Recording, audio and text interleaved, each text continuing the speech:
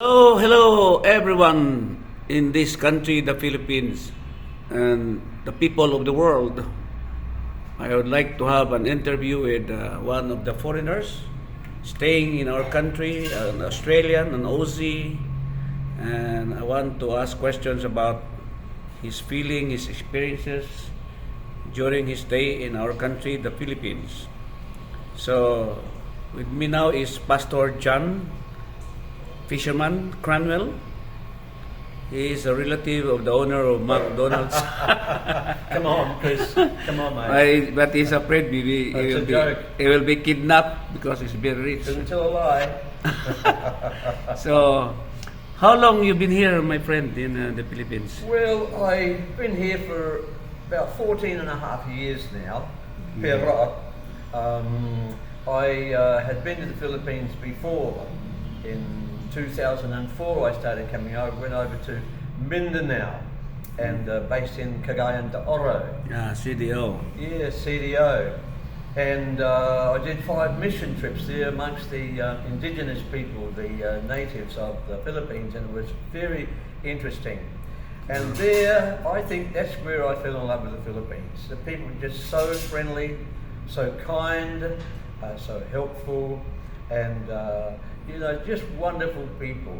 As they say in the Philippines, to be truly and really, how do you say, amazing is sobrang nakakahamangha, is that they are really amazing people.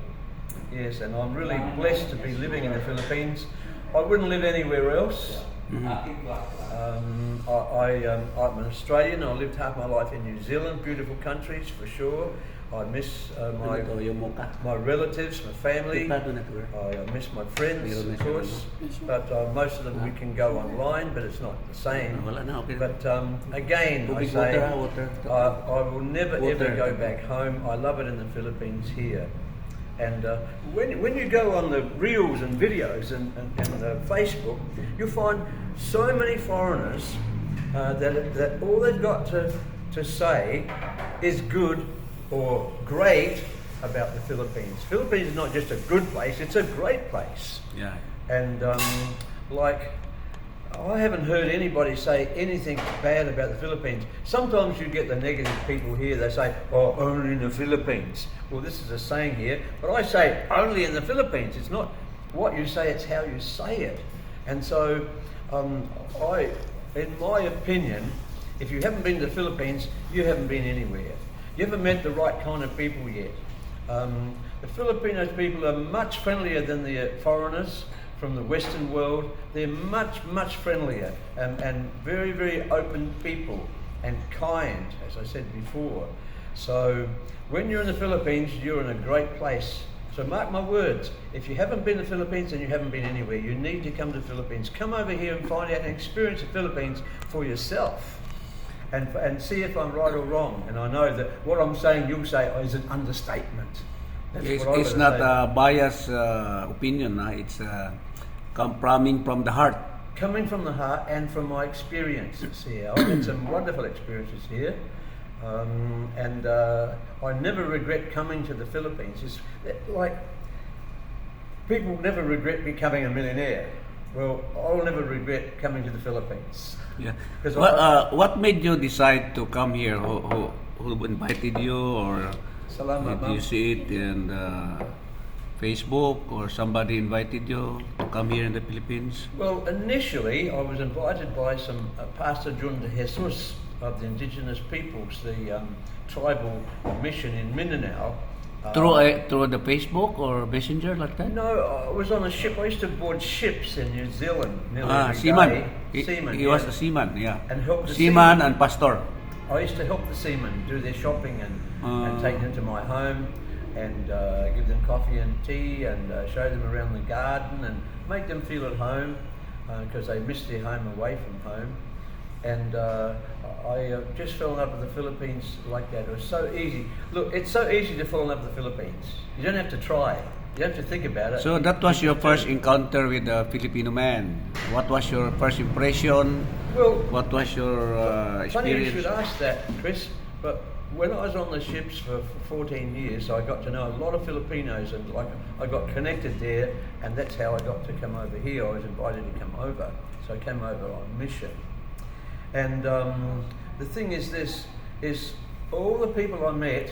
Like, I was shocked when I came here, because I said to one of the captains of the ships, I said, next time I go to the Philippines, I'm going to go down to Rojas Boulevard, right down there where the poor people and the street people are, and I'm going to have handsfuls of 100 pesos notes, and I'm going to give them away. He said, no, don't do that, John. He said, because there's a company of drug syndicates Yeah. who pay the children and the mothers and that to do that. They only get a small amount of the money, so you'd be wasting your time.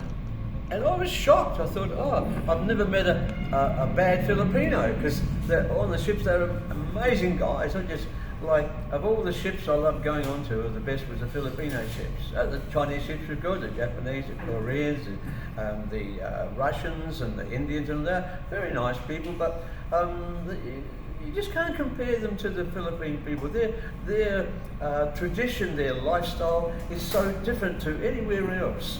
I've only been to a few countries, so I'm just speaking from my personal experience of the countries I've visited and the people that I've met from other countries. And so I was really blessed to be over here, and blessed to be a resident here, a permanent resident here in the Philippines. I've got my card for that, and What is your status? What is your visa status? Are you a permanent resident here? Permanent resident, yes. Okay. Yes. Anyway, regarding the syndicates you mentioned a while ago, Yeah. in some instances that's true, but not all. No. Most of the beggars are not part of the syndicates. They're No. just very poor and just money like that. Well, apparently down that just area- to inform our foreigner friends Yeah. in abroad that it's not really true. It's Oh no, I realised that. short rumors only. But I was shocked to find out that there were some naughty Filipinos, because in my mindset was all the Filipinos are the same. They're not naughty. And so you go to any country, you get the bad and the good, and that's life. That's normal. But I was quite shocked to find that there were bad people in the Philippines, because my mindset was so set on their amazing people, and in the broad sense of the word, they are. Generally speaking, like you come to the Philippines and you just meet Filipinos for a little while and you become their friend pretty much straight away. They're very friendly people, very friendly, and a lot of them speak English too. Yeah. Anyway, this is just part one of our interview. So you have to talk more about the people, and then later on, part two maybe about the beautiful beaches, the Oh, yeah. food. Yeah, In the our beaches. part two, part three, we have part two, part three, part four, because it's very broad topic to describe the Philippines and the Oh, Filipino yes. people, right? It's an endless topic. Yeah. So, before you came here, what was your idea about the Philippines? Is it, nipa hut, a small house like that? And according to your, your impression or your expectation? Well, my expectations was to find a very poor place, and when I came over, I only found 4 places. And when I saw some rich places, I was quite shocked. And then you find And the buildings? yeah, and then you come into the big cities, and you cannot call the Philippines a third world country. Yeah, it's not. It's been classed as that, but that's the wrong classification. Yeah, because if it's a third world country, it should be small houses, backward. That's third world, right? Yeah. But when you go to BGC or in Makati area, people there, you cannot feel the poverty there. Yeah. Well, there's poverty in every country, like even in Australia and New Zealand. There's people in the streets and sleeping under the bridges and sleeping on the footpaths. It's in every country. But some people have the wrong mindset about the Philippines. I know some of my family have got the wrong mindset. They would never go there. It's a third world country and it's low in their esteem. And I think to me, what's the matter? One day I was getting my flight tickets coming over to the Philippines, and in the flight shop, So where did you land in Manila first and then Yes. in Cagayan de Oro? Manila. It was before they put in the new airport in Cagayan de Oro. Just before then. So I'm in the airline shop getting my tickets, and there's all the shelves are full of books and magazines and pamphlets all about all the beautiful countries that are all over the world. And I'm looking for the Philippines, and I couldn't find any. I said to the lady, I said, I'd like to see a pamphlet or a book with Philippines. Like you've got Russia, you've got America, you've got England, you've got Europe, France, Spain, Italy, but not the Philippines. No, sir, we don't. Oh, wait a minute, here's a book, and they found 2 pages with pictures of the Philippines. I said, you've got to be joking. I said, look, mate, I could bring in my photos and show you the photos that I've taken in the Philippines, and I've only been to Mindanao at this point. Yeah. And So I've what been- did you see there in that magazine? Small houses like that? Poor people? No, just some scenes, I think it was. But there wasn't much there, and I said to them, I am shocked to see that you haven't got the Philippines in here, because they got the most beautiful beaches, the most beautiful scenery that you've ever seen, the most beautiful people, you know, and they're the best singers in the world. And you have a look at the Miss World. I think the Miss World's been rigged, because I think the Filipino ladies are much more beautiful than the. Yeah, we produced already 4 Miss Universe. Yeah. 4 Miss Universe, 1 Miss World, and a lot Yeah. of international Yeah. I think they're rigged because they should win champions. every time. So when you first landed in Manila, I mean, you saw the people.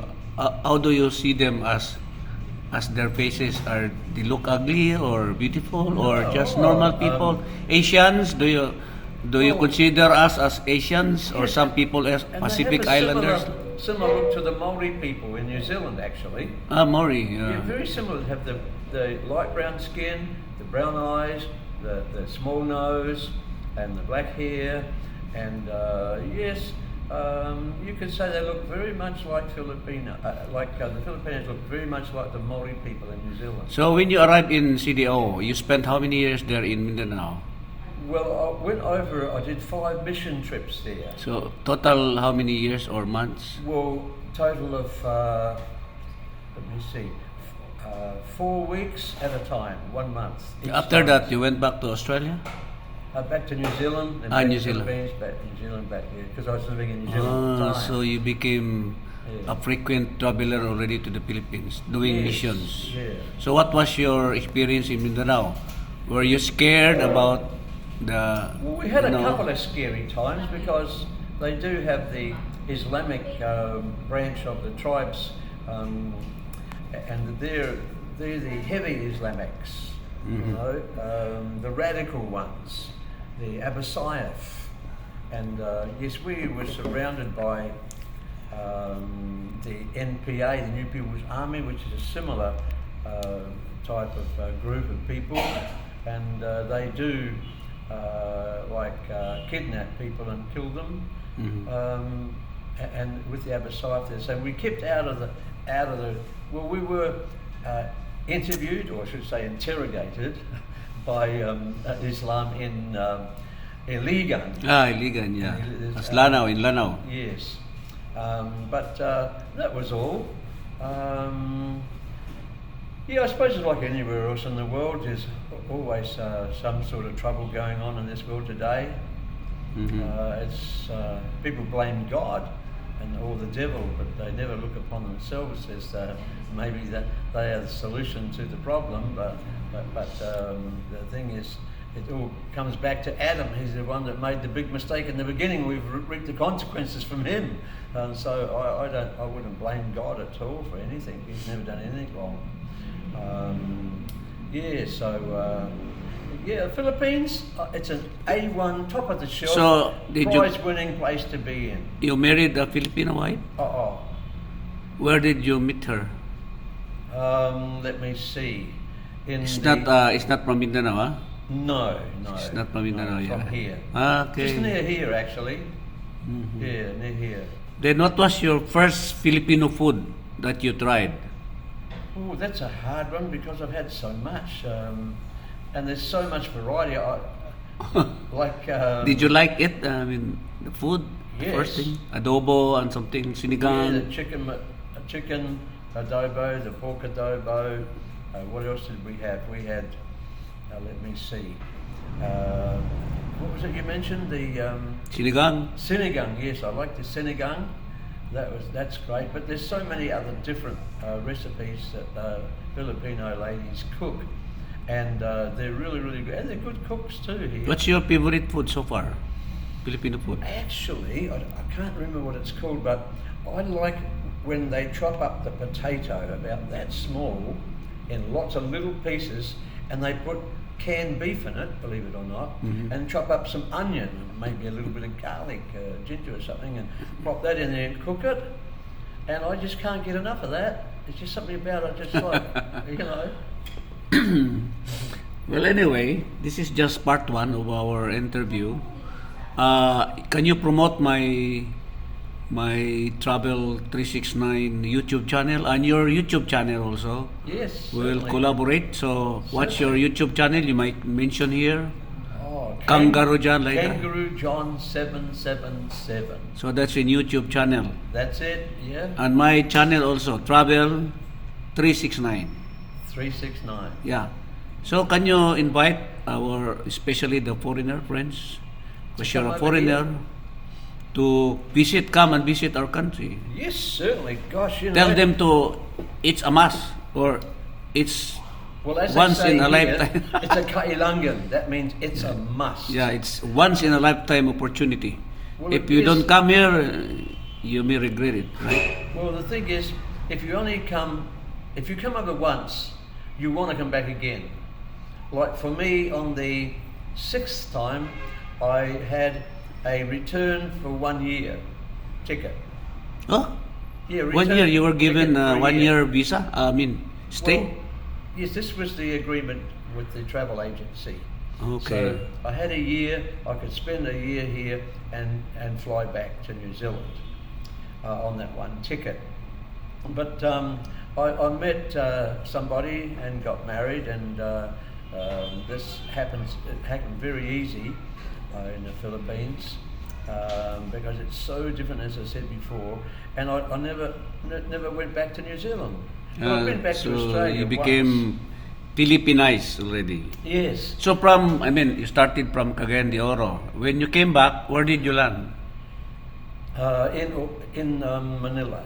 Manila already. Manila. Every time I landed in Manila, and I always stayed at the Traders Arms, which is not Traders Arms anymore. It's another hotel on the Rojas Boulevard, and that was the best breakfast I ever had, and overlooked all the yachts there. You know, down in the That's bay. Rojas Boulevard, yeah. Very near. Yeah, and I always recommended that to anybody coming over here. But so if you haven't been to the Philippines, you've been a lot of other places. Like I've been to Hawaii, and I thought that was the most beautiful place in the world. Until I came here, I went to the beaches here. Hawaii is about 70% Filipinos. Oh, Ilocanos, Ilocano from the north. I don't know. They went to Hawaii by boats during the 1940s or 50s. Okay. And then Hawaii is about more than 50% Filipinos, actually. I met a lot of Japanese. There's a lot of Japanese tourists Yes. there. It's a U.S. territory, right? So Yes, anyway, it's a so Jewish state. please invite our foreigner friends. Come to the Philippines. Yeah. If you don't come to the Philippines, you've missed out, and you've had your whole life, and you've not experienced the Philippines, then you've missed out, because life here in the Philippines is fantastic. It's a great place to come, not only just for a holiday, but if you come for a holiday, don't make it a short one. Come for as long as you can. There's so much to do and see here in the Philippines, and they love doing karaoke too. So if you like to sing, Elvis Presley. yep, just join in with the people, and they love it when the foreigner joins in with them. And look, they'll say hello to you and greet you on the footpaths wherever you go and call out to you. You know, they're that friendly. Yeah, that friendly. And so if you haven't been here, come over and experience the Philippines for yourself. And you'll be so glad you did. You'll get your family and your relatives and your friends to come over here too. And some of you will probably even stay here. Once you come over here, you won't want to go back home. You will become Filipinized. You'll be Absolutely. addicted to our country, Yeah. and you'll no longer go back to your country, right? There are a lot of foreigners here. And they're so laid back here. It's so peaceful here. It's so laid back. Yeah, it's a paradise. Some people call this place a paradise. It is. And you go to Everything some of is the- here: food, beautiful beaches, beautiful people, and it's really amazing It is country, right? An amazing Okay. place, amazing people. Okay, thank you very much, my Aussie friend, That's no Pastor worries, John mate. Fisherman Cranwell. He's also a pastor, and thank you for your beautiful description of our country. And I am inviting my foreigner friends to come and visit our country. There are a lot of, beautiful beaches here. There's so much fun in the Philippines. Yes, there is. You have to come to our country, and if you are single, you will be marrying a Filipino wife, one of the best wives in the world, Filipino wife. So this is King Prince of Travel 369. Now signing off for another episodes. Still with Pastor John Fisherman for part 2 to tell us about our beautiful country, the Philippines. Thank you very much. God bless us all. To God be the glory. Yes. God is good. Get on your mates.